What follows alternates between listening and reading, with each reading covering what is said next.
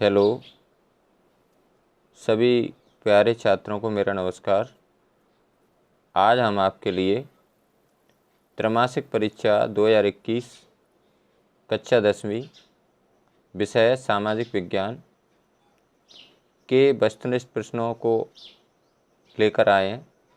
इसमें आपके प्रश्न पत्र में आपका प्रश्न पत्र कैसा होगा आगे, यानी अर्धवार्षिक परीक्षा का प्रश्न पत्र कैसा आएगा और वार्षिक परीक्षा का प्रश्न पत्र कैसा आएगा, इसमें कितने वस्तुनिष्ठ प्रश्न होंगे और कितने 2 नंबर के प्रश्न होंगे और कितने 3 नंबर के प्रश्न होंगे और कितने 4 नंबर के प्रश्न होंगे, इसके बारे में भी आपको विस्तार से बताएंगे।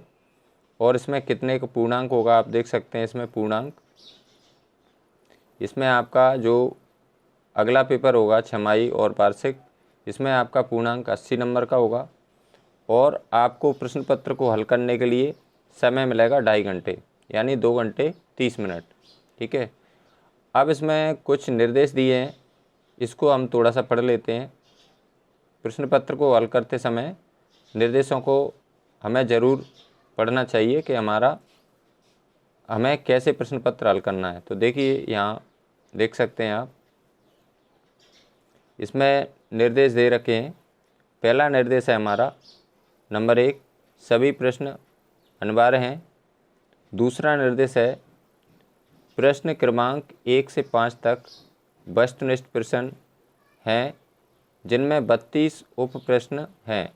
प्रत्येक प्रश्न 1 अंक का है। ठीक है, तीसरा निर्देश देखते हैं। प्रश्न क्रमांक 6 से 23 तक प्रत्येक प्रश्न में आंतरिक विकल्प दिए गए हैं, यानी कि कौन सा प्रश्न हमारा कितने नंबर का है इसके बारे में बताया गया है। अगला निर्देश है हमारा चौथे नंबर का, प्रश्न क्रमांक 6 से 15 तक प्रत्येक प्रश्न 2 अंक का है। उत्तर लिखने की शब्द सीमा लगभग 30 शब्द है, आप देख सकते हैं। यानी कि 6 से लेकर 15 तक हमारे 2 नंबर के कुल 10 प्रश्न होंगे और इनको हमें लगभग 30 शब्दों में लिखना है। अब आते हैं अगला निर्देश पर, 5 नंबर का निर्देश देख लेते हैं।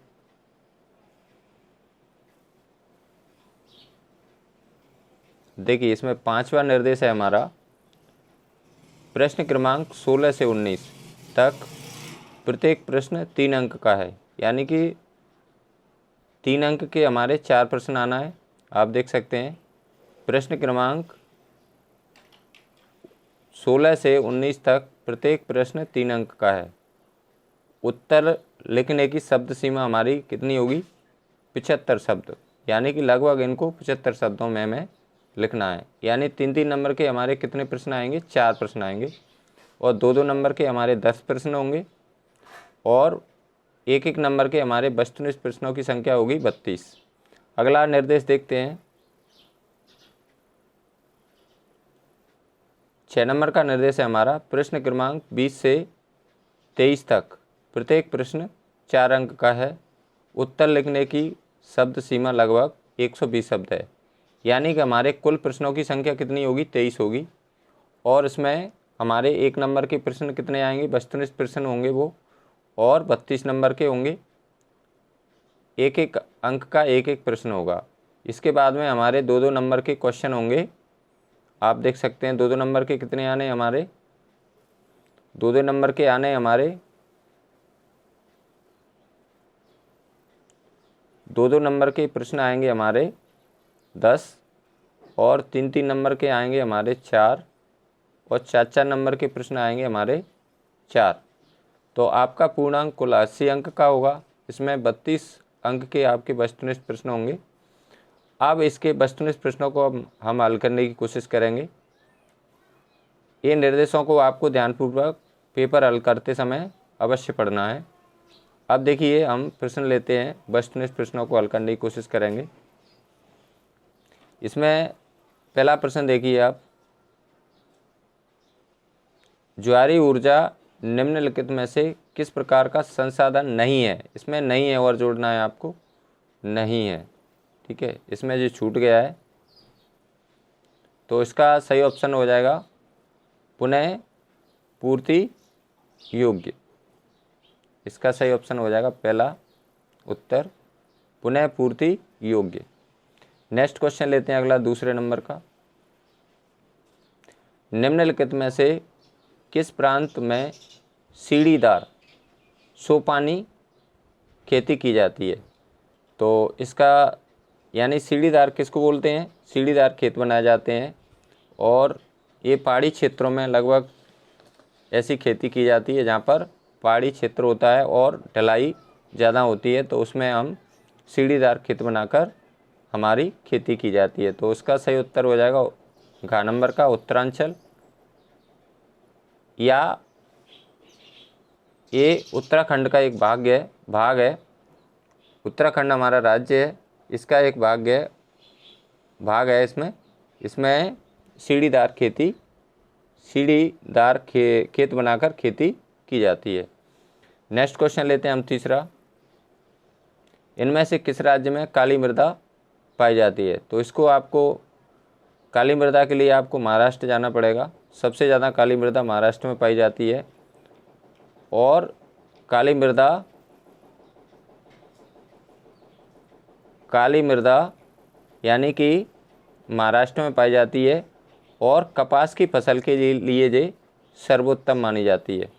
आप देख सकते हैं सबसे ज़्यादा काली मृदा महाराष्ट्र में पाई जाती है और इसमें सबसे अच्छी फसल कौन सी होती है? कपास की होती है। कपास से सूती वस्त्र बनाए जाते हैं, तो इसके लिए आपको महाराष्ट्र जाना पड़ेगा, यानी सबसे ज़्यादा काली मृदा महाराष्ट्र में पाई जाती है। अगला प्रश्न लेते हैं हम। अगला प्रश्न देखिए आप 4 नंबर का। सार्वजनिक और निजी क्षेत्र किस आधार पर विभाजित हैं? तो इसका सही उत्तर हो जाएगा ऑप्शन ख उद्यमों का स्वामित्व। नेक्स्ट क्वेश्चन लेते हैं 5वां। भारती सिंह का प्राकृतिक आवास आरक्षित क्षेत्र है, तो इसका सही ऑप्शन हो जाएगा का नंबर गुजरात का गिरी क्षेत्र। नेक्स्ट क्वेश्चन लेते हैं हम 6वें नंबर का। भारत में शक्तियों का बंटवारा किया गया है, तो इसका सही उत्तर हो जाएगा ऑप्शन ए का संविधान के द्वारा, यानी शक्तियों का बंटवारा किसके द्वारा किया जाता है? भारतीय संविधान के द्वारा। अब आते हैं हम खालिस्तान पर। देखिए आप देख सकते हैं जी, रिक्त स्थानों की पूर्ति कीजिए, प्रश्न क्रमांक 2। ठीक है, अब इसमें पहला प्रश्न है आपका, सेवा क्षेत्र में रोजगार में उत्पादन के समान अनुपात में वृद्धि इसमें भरेंगे आप नहीं हुई है। ठीक है, पहला खालिस्तान में क्या भरेंगे आप? नहीं हुई है। दूसरा खालिस्तान देखते हैं, तृतीयक भरेंगे। इसमें क्या भरेंगे? तृतीयक, यानी कि तृतीयक क्षेत्र के श्रमिक माने क्या होते हैं? मजदूर, वस्तुओं का उत्पादन नहीं करते, तो इसमें क्या आ जाएगा? तृतीयक आ जाएगा। अब इसमें अगला प्रश्न लेते हैं तीसरा। शोर मापने की इकाई, इसको क्या कहते हैं हम? डेसिबल। क्या भरेंगे इसमें खालिस्तान में? डेसिबल, यानी शोर मापने की इकाई क्या है? डेसिबल है। अगला प्रश्न लेते हैं खालिस्तान।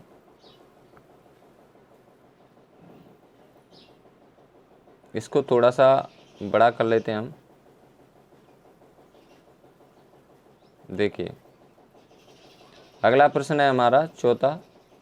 श्रीलंका में सिंहली भाषा बहुसंख्यक है, यानी कि श्रीलंका में सिंहली भाषा बोलने वाले सबसे ज़्यादा है। बहुसंख्यक माने क्या होता है? ज़्यादा। अब अगला प्रश्न लेते हैं 5वें नंबर का। आप देख सकते हैं नेपोलियन बोनापार्ट वाटरलू के, इसमें बनना है, वाटरलू के युद्ध में पराजित हुआ था। ये युद्ध कब हुआ था? 1815 ईस्वी में हुआ था और इसमें नेपोलियन बोनापार्ट हार गया था। तो उस कौन से युद्ध में हारा था? जो वाटरलू के युद्ध में पराजित हुआ था। पराजित होना माने क्या होता है? हारना। नेक्स्ट क्वेश्चन है हमारा 6 नंबर का। भारत में साक्षरता का प्रतिशत सबसे अधिक केरल राज्य में, यहाँ पर साक्षरता का प्रतिशत 94% है, यानी कि यहाँ पर 94% लोग पढ़े लिखे हैं। तो सबसे हमारा भारत में साक्षरता के मामले में केरल राज्य सबसे आगे है। अब हम एक शब्द एक वाक्य के उत्तर लेते हैं। आप देख सकते हैं, एक शब्द ऑब्लिक एक वाक्य में उत्तर लिखिए। इन प्रश्नों के उत्तर हमें एक शब्द या एक वाक्य में लिखते हैं। आगे देखते हैं हम। देखिए पहला प्रश्न लेते हैं हम। पहला प्रश्न है हमारा, 1789 की क्रांति के समय फ्रांस का राजा कौन था? तो इसका सही उत्तर हो जाएगा लुई 16वां, यानी कि 1789 में फ्रांस का राजा कौन था? लुई 16वां। इस पर बापर अंक की मात्रा और लगाना है आपको, ठीक है। क्या लगाना है? बापर अंक की मात्रा ऐसे लिखना है आपको, बा को। इस पर अंक की मात्रा बापर लगाना है आपको, वहाँ करना है इसको। यानी कि 1789 की क्रांति के समय फ्रांस का राजा कौन था? लुई 16वां था। नेक्स्ट क्वेश्चन लेते हैं दूसरा प्रश्न है हमारा, चौरी चौरा हत्याकांड कब हुआ था? तो इसका सही उत्तर हो जाएगा सन 1922 में यह घटना हुई थी, ठीक है। तो किस सन में हुई थी? 1922 में। चोरी चोरा हत्याकांड कब हुआ था? 1922 में। नेक्स्ट क्वेश्चन लेते हैं अगला, भारत में कौन सी शासन प्रणाली है? तो भारत में संसदीय शासन प्रणाली है। आप देख सकते हैं, भारत में संसदीय शासन प्रणाली है। नेक्स्ट क्वेश्चन लेते हैं अगला, पर्यावरण में अवांछनीय घटकों का शामिल होना कहलाता है। तो क्या कहलाता है? पर्यावरण प्रदूषण कहलाता है, ठीक है। नेक्स्ट क्वेश्चन लेते हैं अगला,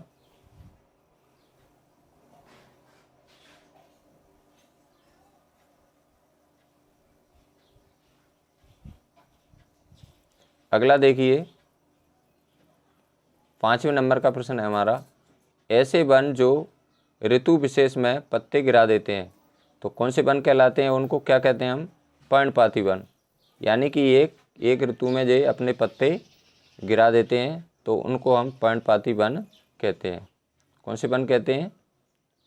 पर्णपाती वन, ठीक है। नेक्स्ट क्वेश्चन है अगला, देश में बांधों को किसने भारत का मंदिर कहा? तो इसका सही उत्तर हो जाएगा जवाहरलाल नेहरू जी ने, ठीक है। और ये हमारे भारत के प्रथम प्रधानमंत्री भी थे। नेक्स्ट क्वेश्चन लेते हैं अगला, अर्थव्यवस्था को कितने क्षेत्रों में बांटा गया? नाम लिखिए। तो आप देख सकते हैं इसका उत्तर, अर्थव्यवस्था को 3 क्षेत्रों में बांटा गया है, प्राथमिक क्षेत्र, द्वितीयक क्षेत्र और तृतीयक क्षेत्र। यानी कि प्राथमिक क्षेत्र के अंतर्गत हमारे कृषि से संबंधित व्यवसाय आते हैं, द्वितीय क्षेत्र में हमारे उद्योग आते हैं और तृतीय क्षेत्र में हमारे सभी प्रकार की सेवाएं आती हैं। अब आगे चलते हैं, हम प्रश्न क्रमांक 4 लेते हैं, सही जोड़ियां बनाइए। देखिए आप देख सकते हैं सही जोड़ियां, ठीक है। सही जोड़ियां बनाते समय विद्यार्थियों को ध्यान देना है, सही जोड़ियों को हमेशा विद्यार्थियों को आमने सामने लिखना है। तो इसमें देखिए पहले लिखा है सूची आ और सूची बा, ठीक है। इसमें देखिए पहला प्रश्न लेते हैं हम, समान अधिकारों और अवसरों के मामले में महिला और पुरुष की बराबरी मानने वाला व्यक्ति। तो इसका क्या हो जाएगा? डैश करके लिखना है विद्यार्थियों को। यहाँ पर देखिए आप देख सकते हैं, इसका उत्तर हो जाएगा नारीवाद। आप देख सकते हैं इसको, इसके आगे 1 लिखा हुआ है, ठीक है। तो 1 का उत्तर हो जाएगा, क्या हो जाएगा? इसके आगे डैश करके आपको लिखना है नारीवाद। दूसरा प्रश्न लेते हैं हम, धर्म को समुदाय का प्रमुख आधार मानने वाला व्यक्ति। तो क्या हो जाएगा? इसका उत्तर हो जाएगा, डैश करके विद्यार्थियों को लिखना है, इसके आगे डैश करके क्या लिखेंगे? आपको लिखना है सांप्रदायिक। ठीक है, आप देख सकते हैं 2 का उत्तर हो जाएगा। फिर इसके बाद में हम तीसरा प्रश्न लेते हैं। तीसरा प्रश्न है हमारा, जाति को समुदाय का प्रमुख आधार मानने वाला व्यक्ति क्या हो जाएगा? इसका उत्तर हो जाएगा, डैश करके विद्यार्थियों को लिखना है, डैश करना है। इसके आगे क्या लिखेंगे? डैश करके लिखना है आपको, जातिवाद। ठीक है, जातिवादी। तो ये 3 नंबर का हो जाएगा उत्तर। अगला लेते हैं हम 4 नंबर का प्रश्न। व्यक्तियों के बीच धार्मिक मान्यताओं के आधार पर दूसरों के साथ भेदभाव नहीं करने वाला व्यक्ति क्या कहलाता है? इसका उत्तर हो जाएगा धर्मनिरपेक्ष। ठीक है, इसके आगे विद्यार्थियों को डैश करके क्या लिखना है? क्या लिखना है आपको? इसके आगे लिखना है आपको, इसके आगे आप डैश करके लिखेंगे। ये चौथे का उत्तर हो जाएगा धर्मनिरपेक्ष। ये 4 नंबर अभी डले हैं, आप देख सकते हैं यहाँ पर। ठीक है, नेक्स्ट क्वेश्चन लेते हैं 5वां, असिंचित भूमि। तो इसके लिए हमें नीचे जाना पड़ेगा। ठीक है, इसका उत्तर हो जाएगा 5 नंबर का, डैश करके क्या लिखेंगे विद्यार्थी? असिंचित भूमि के आगे डैश करके विद्यार्थियों को लिखना है, डैश करके। इसमें लिखना है आपको, सरकार द्वारा नहरों का निर्माण। देखिए आप देख सकते हैं जी, ये 5वें का उत्तर कौन सा हो जाएगा आपका? ये लिखना है 5वें के आगे आपको, सरकार द्वारा नहरों का निर्माण। नेक्स्ट क्वेश्चन लेते हैं अगला 6वां नंबर का, फसलों का कम मूल्य। तो इसका उत्तर हो जाएगा ई नंबर का। ठीक है, इसके आगे डैश करके लिखना है, जो 6 नंबर भी डला है इसमें, सहकारी विपणन समिति। नेक्स्ट क्वेश्चन है हमारा 7वें नंबर का, यानी कि 7 जोड़ियां बनाना है हमें, कर्ज भार। तो इसके आगे डैश करके क्या लिखेंगे विद्यार्थी? इसके आगे आपको लिखना है, कम ब्याज पर बैंकों द्वारा साख उपलब्ध कराना। तो ये आपकी जोड़ियां हो गई। इसके आगे हम देखते हैं आपके सत्य ऑब्लिक असत्य। आप 5वां प्रश्न देखते हैं हम, सत्य और जो बीच में डंडा लगाया उसको क्या पढ़ेंगे विद्यार्थी? ऑब्लिक पढ़ेंगे। ठीक है, सत्य ऑब्लिक असत्य की पहचान कीजिए। इसमें पहला प्रश्न है हमारा,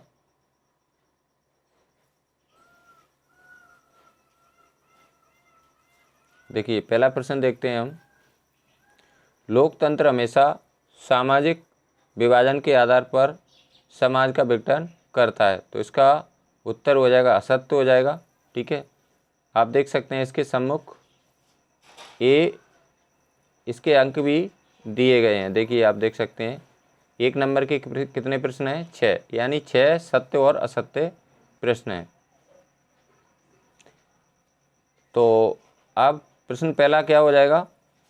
पहला प्रश्न देखते हैं, लोकतंत्र हमेशा सामाजिक विभाजन के आधार पर समाज का विघटन करता है। तो ये क्या हो जाएगा? आप देख सकते हैं इसका असत्य हो जाएगा। ये लिखा हुआ है इसके सम्मुख, लेकिन आपको शॉर्ट में आंसर लिखना है इसके, प्रश्न क्रमांक डाल के, और सत्य है तो सत्य लिखना है, असत्य है तो असत्य लिखना है।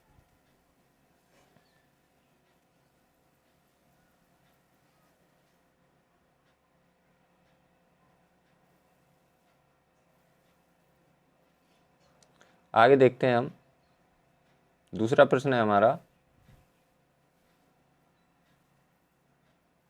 देखिए दूसरा प्रश्न है हमारा, जीडीपी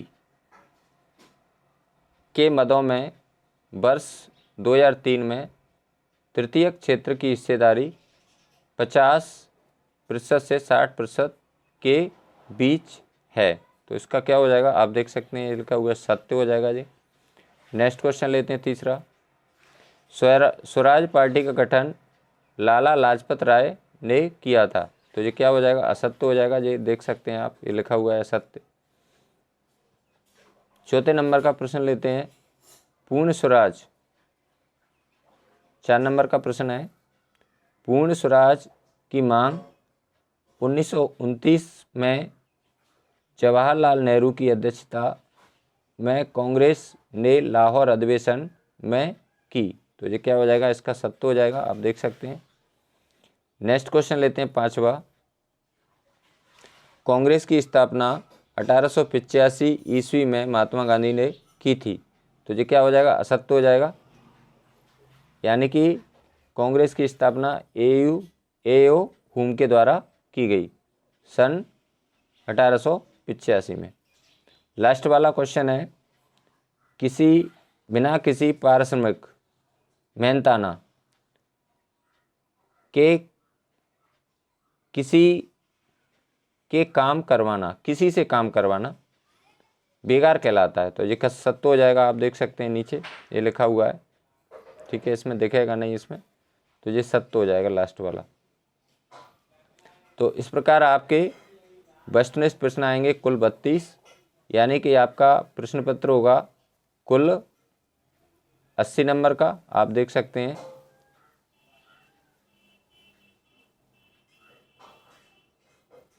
इस प्रकार आपका ये प्रश्न पत्र जो वार्षिक परीक्षा में, छमाही परीक्षा में आपका पूछा जाएगा, आप देख सकते हैं। एक बार और इस पर गौर कर लेते हैं।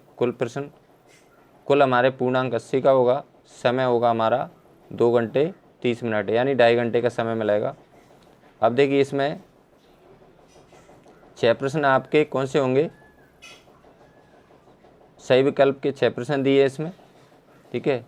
इसके बाद में रिक्त स्थान भी हमारे 6 हैं, तो 6 दूनी कितने हो गए, 12।